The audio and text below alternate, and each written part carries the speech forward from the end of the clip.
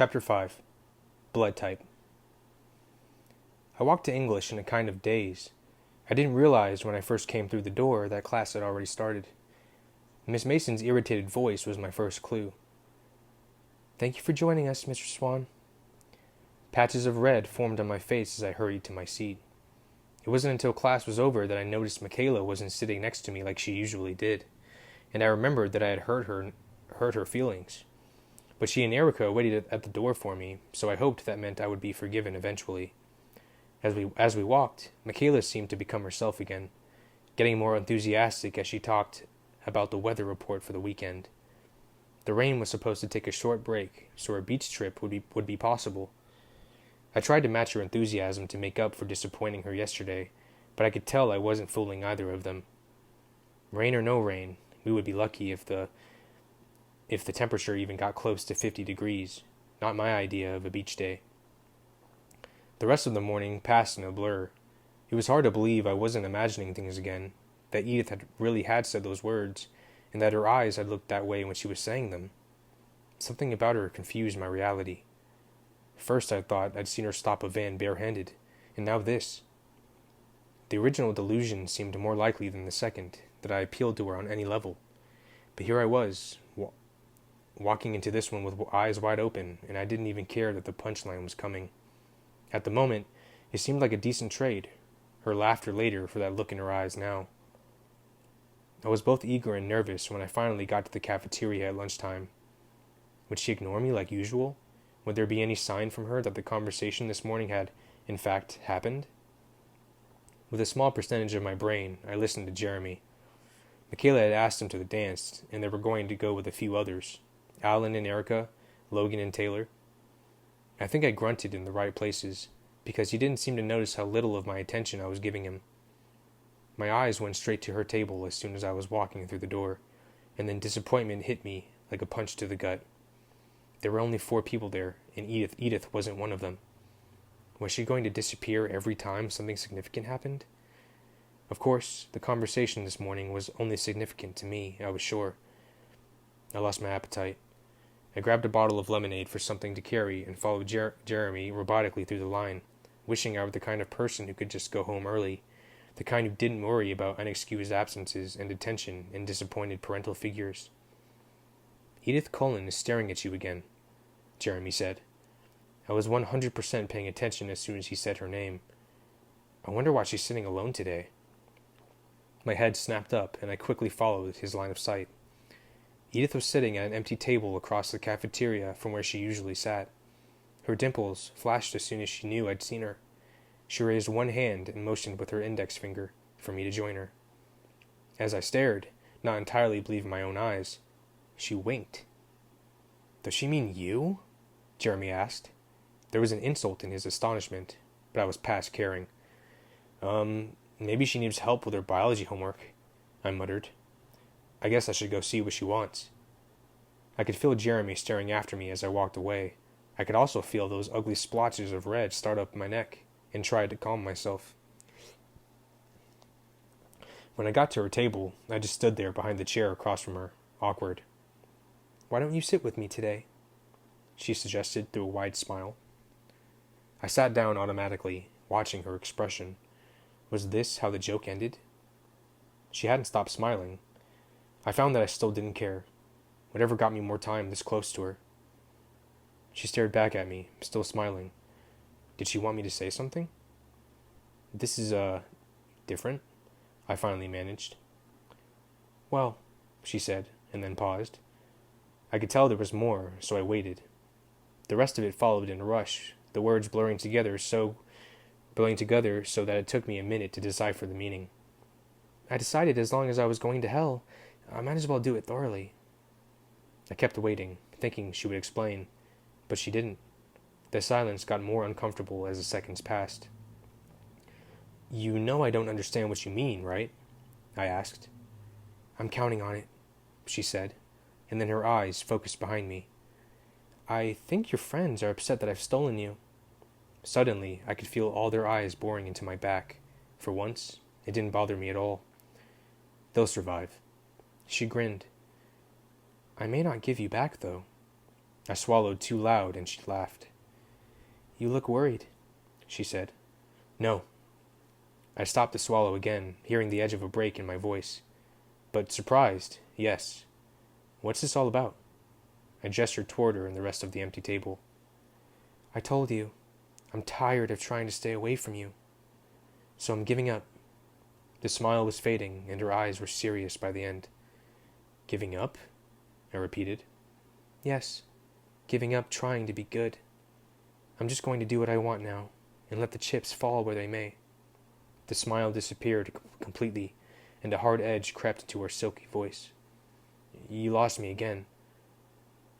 It looked like she found that funny. "I always say too much when I'm talking to you. That's one of the problems." "Don't worry. I don't understand anything you say." "Like I said, I'm counting on that." We stared at each other for a few seconds, but the quiet wasn't awkward this time. It was more charged. My face started to get hot again. "So," I said, looking away so that I could catch my breath. "In plain English, are we friends now?" "Friends," she murmured. She sounded like it wasn't her favorite word. "Or not," I offered. "Well, we can try, I suppose. But I'm warning you again that I'm not a good friend for you to have." Her smile was brittle now, the warning real. "You say that a lot." Funny how my stomach was rolling. Was it because I was hungry after all? Because she was smiling at me? Or because I suddenly almost believed her? I could tell that she believed what she was saying. "I do, because you're not listening. I'm still waiting for you to hear me. If you're smart, you'll avoid me." Then I had to smile, and I watched as her smile automatically got bigger in response. "I thought we'd already come to the conclusion that I'm an idiot, or absurd, or whatever." "I did apologize, for the second one at least. Will you forgive me for the first?" I spoke without thinking. "Yeah, of course. You don't have to apologize to me." She sighed. "Don't I?" I didn't know how to answer. It sounded like a rhetorical question anyway. I stared down at my hands wrapped around the lemonade bottle, not sure what to do. It was so strange to sit here with her, like normal people. I was sure only one of us was normal. "What are you thinking?" she asked. I looked up. She was staring again, her gold eyes curious and, like the first time I'd seen her, frustrated. Once again, my thoughts refused to pass through the appropriate filter. "I'm wondering what you are." Her smile tightened, like her teeth were suddenly clamped together, but she held it carefully in place. "Are you having much luck with that?" Her voice was casual, like she didn't really care about my answer. My neck got hot and, I assumed, unattractively splotchy. During the last month I'd given it some thought, but the only solutions I could come up with were completely ridiculous, like Clark Kent and Peter Parker level nonsense. She tilted her head to the side, staring into my eyes as if she was trying to see through them, right into my brain. She smiled, inviting this time, impossible to resist. "Won't you tell me?" But I had to try to resist. She already thought I was an idiot. I shook my head. "Too embarrassing." "That's really frustrating," she complained. "Really?" I raised my eyebrows. "Like, someone refusing to tell you what she's thinking, even if all the while she's making cryptic little comments designed to keep you up at night wondering what she could possibly mean? Frustrating like that?" She frowned, her lips pouting in a distracting way. I worked to hold on to my focus. "Or is it frustrating like, say, she's done a bunch of other strange things? For example, saving your life under impossible circumstances one day, then treating you like a pariah the next, and she never explained any of that either, even after she promised? Frustrating like that?" Her frown twitched, then settled into a deeper scowl. "You're really not over that yet?" "Not quite yet." "Would another apology help?" "An explanation would be better." She pursed her lips, then glanced past my left arm and laughed once. "What?" "Your girlfriend thinks I'm being mean to you. She's debating whether or not to come break up our fight." "I don't have a girlfriend, and you're trying to change the subject." She ignored the second half of my statement. "You might not think of her that way, but it's how she thinks of you." "There's no way that's true." "It is. I told you. Most people are very easy to read. Except me. Yes, except for you. Her eyes shifted to me and intensified, drilling into mine. I wonder why that is. I had to look away. I concentrated on unscrewing the lid of my lemonade. I took a swig, staring at the table without seeing it. Aren't you hungry? She asked. Her stare was less penetrating now. I saw with relief. No. I didn't think it was necessary to mention that my stomach wasn't steady enough for food. You? I looked at the empty table in front of her. No, I'm not hungry. She smiled like I was missing some inside joke. Can you do me a favor? I asked, the words escaping before I could make sure they were allowed. She got serious quickly. That depends on what you want. It's not much, I promised. She waited, still guarded but clearly curious. Could you warn me beforehand, the next time you decide to ignore me, for my own good or whatever? Just so I'm prepared. I looked at the lemonade again as I asked, tracing the lip of the opening with one finger. That sounds fair. She looked like she was trying not to laugh when I glanced up. Thanks. Can I have a favor in return? She asked. Sure. It was my turn to be curious. What would she want from me? Tell me one of your theories. Whoops. No way. You promised me a favor. And you've broken promises before, I reminded her. Just one theory. I won't laugh. Yes, you will. I had no doubt about that. She looked down, then glanced up at me through her thick lashes, her long gold eyes scorching underneath. Please? She breathed, leaning toward me. Without permission, my body leaned closer to her, like she was a magnet and I was a paperclip, till her face was less than a foot from mine. My mind went totally blank. I shook my head, trying to clear it, and forced myself to sit back. What? One little theory, she purred. Please? Well, bitten by a radioactive spider? Was she a hypnotist, too? Or was I just a hopeless pushover? She rolled her eyes. That's not very creative. Sorry, that's all I've got. You're not even close. No spiders? No spiders. No radioactivity? None at all. Huh, I mumbled. She chuckled. Kryptonite doesn't bother me either. You're not supposed to laugh, remember? She pressed her lips together, but her shoulders shook from holding the laughter back. I'll figure it out eventually, I muttered. Her humor vanished like a switch flipped off. I wish you wouldn't try. How can I not wonder? I mean, you're impossible. I didn't say it like a criticism, just a statement. You are not possible. You are more than what is possible. She understood. But what if I'm not a superhero? What if I'm the villain? She smiled as she said this, playfully, but her eyes were heavy with some burden I couldn't imagine. Oh, I said, surprised. Her many hints started adding up until they finally made sense. Oh, okay. She waited, suddenly rigid with stress. In that second, all of her walls seemed to disappear. What exactly does okay mean? She asked so quietly it was almost a whisper.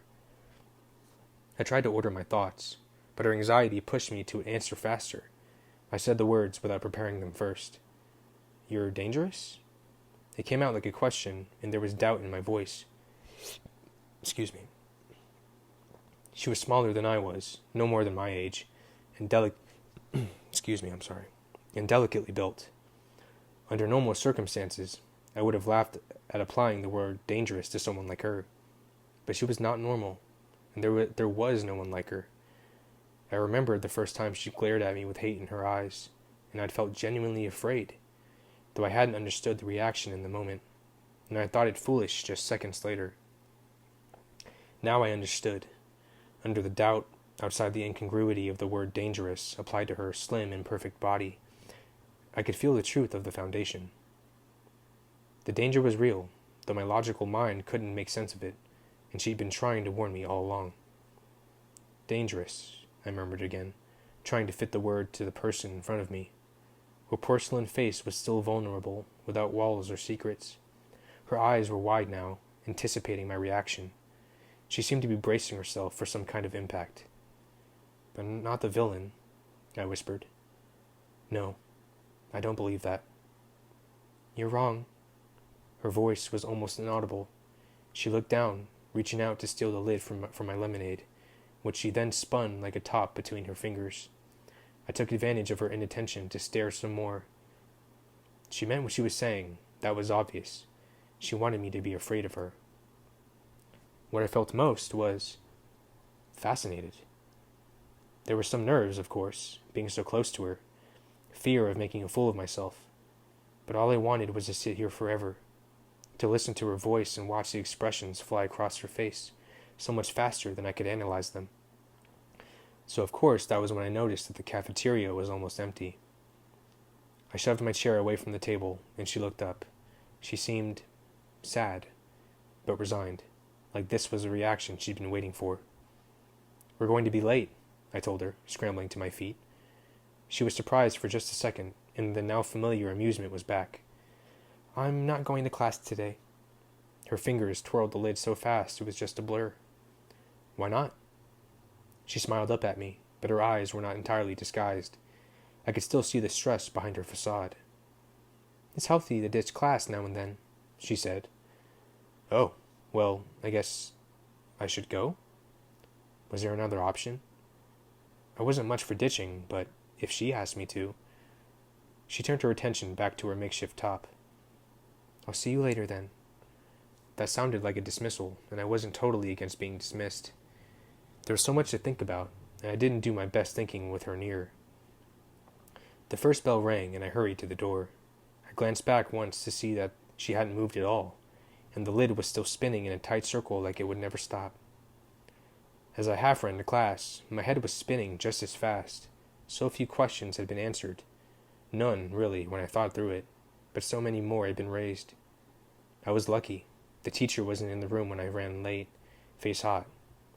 Both Alan and Michaela were staring at me, Alan with a surprise, almost awe, and Michaela with resentment. Mrs. Banner made her entrance then, calling the class to order while juggling a bunch of cardboard boxes in her hands. She let the boxes fall onto Michaela's table and asked her to start passing them around the class. "Okay, guys, I want you all to take one piece from each box," she said as she produced a pair of rubber gloves from the pocket of her lab coat and pulled them on. The crack as the glove snapped into place was strangely ominous. "The first should be an indicator card," she went on, grabbing a white card about the size of an index card and displaying it to us. It had 4 squares marked on it instead of lines. "The second is a 4-pronged applicator." She held up something that looked like a nearly toothless hairpick. "And the third is a sterile micro lancet." She displayed a small piece of blue plastic before splitting it open. The barb was invisible from this distance, but my stomach plunged. "I'll be coming around with a dropper of water to prepare your cards, so please don't start until I get to you." She began at Michaela's table again, carefully putting 1 drop of water in each of the 4 squares on Michaela's card. "Then I want you to carefully prick your finger with the lancet."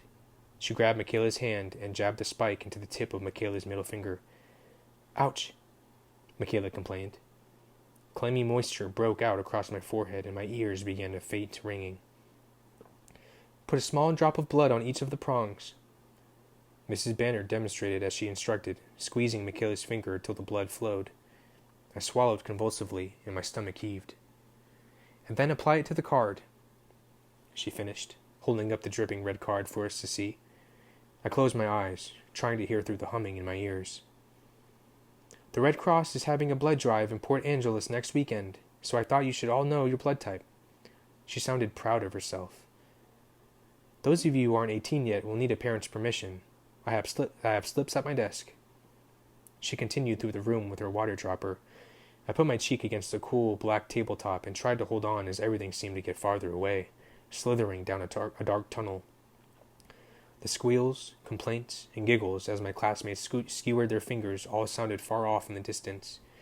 I breathed slowly in and out through my mouth. "Beau, are you all right?" Mrs. Banner asked. Her voice was close to my head, but still far away, and it sounded alarmed. I already know my blood type, Mrs. Banner. I'm O negative. I couldn't open my eyes. Are you feeling faint? Yes, ma'am, I muttered, wishing I could kick myself for not ditching when I had the chance. Can someone walk Beau to the nurse, please? She called. I will. Even though it was far away, I recognized Michaela's voice. Can you walk? Mrs. Banner asked me. Yes, I whispered. Just let me get out of here, I thought. I'll crawl. I felt Michaela grab my hand. I was sure it was all sweaty and gross, but I couldn't care about that yet, and I worked to get my eyes open while she tugged me up. I just had to get out of this room before it went full dark. I stumbled toward the door while Michaela put her arm around my waist, trying to steady me. I put my arm over her shoulders, but she was too short to help my balance much. I tried to carry my own weight as much as possible. Michaela and I lumbered slowly across campus. When we were around the edge of the cafeteria, out of sight of Building 4 in case Mrs. Banner was watching, I stopped fighting. Just let me sit for a minute, please, I asked. Michaela breathed out a sigh of relief as I settled clumsily on the edge of the walk. And whatever you do, keep your hand in your pocket, I said. Everything seemed to be swirling dizzily, even when I closed my eyes. I slumped over to one side, putting my cheek against the freezing, damp cement of the sidewalk. That helped. Wow, you're green, Beau, Michaela said nervously. Just give me a minute. Beau? A different voice called from the distance. Oh, please, no. Not this, too. Let me just be imagining that horribly familiar voice. What's wrong? Is he hurt? The voice was closer now, and it sounded strangely fierce. I squeezed my eyes shut, hoping to die, or at the very least, not to throw up. Michaela sounded stressed. I think he fainted. I don't know what happened. He didn't even stick his finger. Beau, can you hear me? Edith's voice was right by my head now, and she sounded relieved. No, I groaned. She laughed. I was trying to help him to the nurse, Michaela explained, defensive, but he wouldn't go any farther. I'll take him, Edith said, the smile still in her voice. You can go back to class. What? No, I'm supposed to... And then a thin, strong arm was under both of mine. Then I was on my feet without realizing how I got there. The strong arm, cold like the sidewalk, held me tight against a slim body, almost like a crutch. My eyes flipped open in surprise, but all I could see was her tangled bronze hair against my chest. She started moving forward, and my feet fumbled trying to catch up. I expected to fall, but she somehow kept me upright. She didn't so much as stagger when my full weight tugged us both forward. Then again, I didn't weigh as much as a van. I'm good, I swear, I mumbled. Please, please let me not vomit on her. Hey, Michaela called after us, already 10 paces behind. Edith ignored her. You look simply awful, she told me. I could hear the grin. Just put me back on the sidewalk, I groaned. I'll be fine in a few minutes. She propelled us quickly forward while I tried to make my feet move in the right pattern to match her speed. A few times I could swear that my feet were actually dragging across the ground, but then I couldn't feel them very well, so I wasn't sure. So you faint at the sight of blood? She asked. Apparently this was hilarious. I didn't answer. I closed my eyes again and fought the nausea, lips clamped together. The most important thing was that I not vomit on her. I could survive anything else. Not even your own blood, she laughed. It was like the sound of a bell ringing. I have a weak vasovagal system, I muttered. It's just a neurally mediated syncope. Excuse me. She laughed again. Apparently the big words I'd memorized to explain these situations did not impress her the way they were supposed to. I wasn't sure how she got the door open while dragging me, but suddenly it was warm, everywhere except where her body pressed against me. I wished I felt normal so that I could appreciate that more, her body touching mine. I knew that under normal circumstances I would be enjoying this. Oh my, a male voice gasped. He's having a neurally mediated syncope, Edith explained brightly. I opened my eyes. I was in the office, and Edith was dragging me past the front counter toward the door at the back of the room. Mr. Cope, the balding receptionist, ran ahead of her to hold it open. He faltered when he heard the dire-sounding diagnosis. "Should I call 911?" he gasped. "It's just a fainting spell," I mumbled. A grandfatherly old man, the school medic, looked up from a novel, shocked, as Edith hauled me into the room. Did he notice that when she leaned against me, Did he notice that when she leaned me against the cot, she half lifted me into place? The crackly paper complained as she pushed me down with one hand against my chest, then turned and swung my feet up onto the vinyl mattress. This reminded me of the time she swung my feet out of the way of the van, and the memory made me dizzy. "They're blood typing in biology," Edith explained to the nurse. I watched the old man nod sagely. "There's always one." Edith covered her mouth and pretended her laugh was a cough. She'd gone to stand across the room from me. Her eyes were bright, excited. "Just lie down for a minute, son," the old nurse told me. "It'll pass." "I know," I muttered. In fact, the dizziness was already beginning to fade. Soon the tunnel would shorten and things would sound normal again. "Does it happen a lot?" he asked. I sighed. "I have a weak vasovagal system." The nurse looked confused. "Sometimes," I told him. Edith laughed again, not bothering to disguise it. "You can go back to class now," the nurse said to her. "I'm supposed to stay with him," Edith answered. She said it with such confidence that, even though he pursed his lips, the nurse didn't argue it further. "I'll get you some ice for your head," he said to me, and then he shuffled out of the room. I let my eyelids fall shut again. "You were right." "I usually am, but about what in particular this time?" "Ditching is healthy." I worked to breathe in and out evenly. "You scared me for a minute there," she admitted after a pause. The way she said it made it sound like she was confessing a weakness, something to be ashamed of. "I thought that Newton girl had poisoned you." Hilarious. I still had my eyes shut, but I was feeling more normal every minute. "Honestly," she said, "I've seen corpses with better color.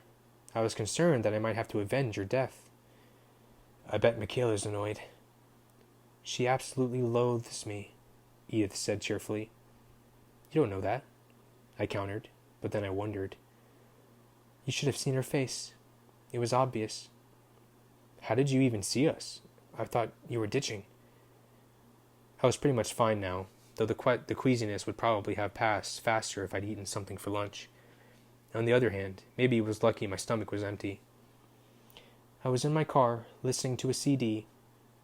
Such a normal response. It surprised me. I heard the door and opened my eyes to see the nurse with a cold compress in his hand. "Here you go, son." He laid it across my forehead. "You're looking better," he added. "I think I'm okay," I said, sitting up.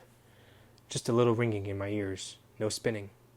The mint green walls stayed where they should. I could tell he was about to make me lie back down, but the door opened just then, and Mr. Cope stuck his head in. "We've got another one," he warned. I lurched off the cot to make room for the next victim and handed the compress back to the nurse. "Here, I don't need this." And then Michaela staggered through the door, now supporting Leanne Stevens, another girl in our biology class. She was currently sallow green. Edith and I drew back against the wall to give them room. "Oh no," Edith murmured. "Go out to the office, Beau." I looked down at her, confused. "Trust me. Go." I spun and caught the door before it closed, floundering out of the infirmary. I could feel Edith right behind me. "You actually listened to me," she said, surprised. I smelled the blood. Leanne wasn't sick from just watching other people.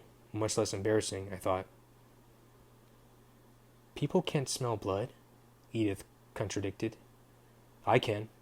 That's what makes me sick. It smells like rust and salt." She was staring at me with a wary expression. "What?" I asked. "It's nothing." Michaela came through the door then, glancing from Edith to me and back again. "Thanks so much for your help, Edith," she said, her sickly sweet tone a pretty good indication that Edith was right about the loathing thing. "I don't know what Beau here would have done without you." Don't mention it, Edith replied with an amused smile. You look better, Michaela said to me in the same tone. I'm so glad. Just keep your hand in your pocket, I cautioned her again. It's not bleeding anymore, she told me, her voice going back to normal. Are you coming to class? No, thanks. I just have to turn around and come back. Yeah, I guess. So, are you going this weekend? To the beach? While she spoke, she flashed a dark look toward Edith, who was standing against the cluttered counter, motionless as a sculpture, staring off into space. I didn't want to upset her more. Sure, I said I was in. We're meeting at my parents' store at 10. Her eyes flickered to Edith again, and I could tell she was worried she was giving out too much information. Her body language made it clear this wasn't an open invitation. I'll be there, I promised. I'll see you in gym then, she said, moving uncertainly toward the door. Yeah, see ya, I replied.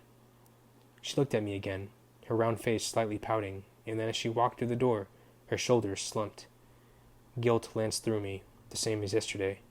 I didn't want to hurt her feelings, but it seemed like it just kept happening. I thought about looking at her disappointed face all through gym. Ugh, gym, I muttered. I can take care of that. I hadn't heard Edith walk over, but now she spoke from right beside me, making me jump. Go sit down and look pale, she instructed in a whisper. That wasn't a challenge. I was usually pale, and the recent episode had left a light sheen of sweat on my face. I sat in one of the creaky folding chairs and rested my head against a wall with my eyes closed. Fainting was exhausting. I heard Edith speaking softly at the counter. Mr. Cope? I hadn't heard the man return to his desk, but he answered. Yes? Beau has gym next hour, and I don't think he feels well enough. Actually, I was thinking I should drive him home. Do you mind excusing him from class? Her voice was like melting honey. I could guess how much more overwhelming her eyes would be. Do you need to be excused too, Edith? Mr. Cope's voice broke. Why couldn't I do that to people? No, I have Mr. Goff, Edith said. He won't mind. Okay, it's all taken care of. You feel better, Beau. Mr. Cope called to me. I nodded weakly, hamming it up just a bit. Can you walk? Or do you want me to help you again? With her back to the receptionist, her expression turned to sarcastic. I'll walk. I stood carefully, and I was still fine. She opened the door for me, her smile polite, but her eyes mocking. I felt stupid as I walked through the door, out into the cold, fine mist that had just begun to fall. But it felt good, the first time I'd enjoyed the never-ending moisture falling out of the sky, as it washed the sweat off my face. Thanks for that, I said when she'd followed me out. It's almost worth getting sick to miss Jim. Any time, she promised. She stared past me into the rain. So are you going? This Saturday? The beach trip? I was hoping she would, though it seemed unlikely. I couldn't picture her loading up to carpool with the rest of the kids from school. She didn't belong in the same world. But just wishing that she might gave me the first thrill of enthusiasm I'd felt for the outing. Where are you all going? She was still staring ahead, expressionless, but her question made me hope she was considering it. Down to La Push, the first beach. I watched her face, trying to read it. I thought I saw her eyes narrow just slightly. She finally looked up at me and smiled. I really don't think I was invited. I just invited you. Let's you and I not antagonize poor Michaela any more this week. We don't want her to snap. Her eyes danced like she was enjoying the idea more than she should. Fine, whatever, I grumbled, preoccupied by the way she said you and I. I liked it more than I should. We were at the parking lot now, so I angled toward my truck. Something caught my jacket and yanked me back half a step. Where are you going? She asked, surprised. Her little hand had a fistful of my jacket. She didn't look like she'd even planted her feet. For a second I couldn't answer. She denied being a superhero, but my mind couldn't seem to frame it another way. It was like Supergirl had left her cape at home. I wondered if it was supposed to bother me that she was so much stronger than I was, but I hadn't been insecure about things like that for a long time. Excuse me, sorry. Ever since I'd outgrown my bullies, I'd been fairly well satisfied. Sure, I'd like to be coordinated, but it didn't bother me that I wasn't good at sports. I didn't have time for them anyway, and they'd always seemed a little childish. Why get so worked up about a bunch of people chasing a ball around? I was strong enough that I could make people leave me alone, and that was all I wanted. So, this small girl was stronger than I was. A lot. But I was willing to bet she was stronger than everyone else I knew, kids and adults alike. She could take Schwarzenegger in his prime. I couldn't compete with that, and I didn't need to. She was special. Beau? She asked, and I realized I hadn't answered her question. What? I asked where you were going. Home. Or am I not? Her expression confused me. She smiled. Didn't you hear me promise to take you safely home? Do you think I'm going to let you drive in your condition? What condition? I hate to be the bearer of bad news, but you have a weak vasovagal system. I think I'll survive, I said. I tried to take another step toward my truck, but her hand didn't free my jacket. I stopped and looked down at her again. Okay, why don't you tell me what you want me to do? Her smile got wider. Very sensible. You're going to get into my car, and I am going to drive you home. I have 2 issues with that. 1, it's not necessary, and 2, what about my truck? 1, necessary is a subjective word, and 2, I'll have Archie drop it off after school. I was distracted by the casual reminder that she had siblings. Strange, pale, beautiful siblings. Special siblings? Special like her? Are you going to put up a fuss? She asked when I didn't speak. Is there any point in resisting? I tried to decipher all the layers to her smile, but I didn't get very far. It warms my cold heart to see you learning so quickly. This way. She dropped her fistful of jacket and turned. I followed her willingly. The smooth roll of her lips was just as hypnotic as her eyes, and there wasn't a downside to getting more time with her. The inside of the Volvo was just as pristine as the outside. Instead of the smell of gasoline and tobacco, there was just a faint perfume. It was almost familiar, but I couldn't put my finger on it. Whatever it was, it smelled amazing. As the engine purred quietly to life, she played with a few dials, turning the heat on and the music down. Is that Claire de Lune? I asked. She glanced at me, surprised. You're a fan of Debussy? I shrugged. My mom plays a lot of classical stuff around the house. I only know my favorites. It's one of my favorites, too. Well, imagine that, I said. We have something in common. I expected her to laugh, but she only stared out through the rain. I relaxed against the light gray seat, responding automatically to the familiar melody. Because I was mostly watching her from the corner of my eye, the rain blurred everything outside the window into gray and green smudges.